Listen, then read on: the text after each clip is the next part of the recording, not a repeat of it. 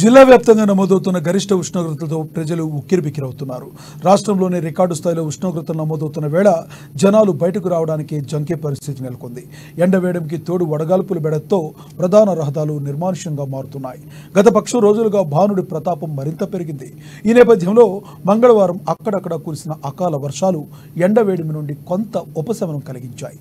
మధ్యాహ్న సమయంలో కురిసిన వర్షంతో ఉక్కపోత తగ్గి వాతావరణం ఒక్కసారిగా చల్లబడింది. తాంసీ, తలమడుగు, ఇంద్రవెల్లి, ఉట్నూరు తదితర మండలాల్లో వడగండ్ల వాన కురిసింది. ఆకాశం మేఘావృతమై వాతావరణం చల్లబడ్డం జనాలకు కొంత ఉపశమనాన్ని ఇచ్చింది.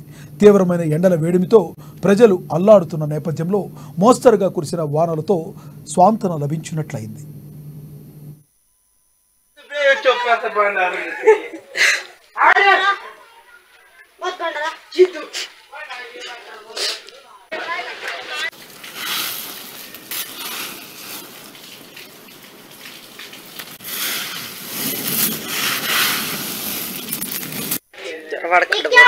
फोन या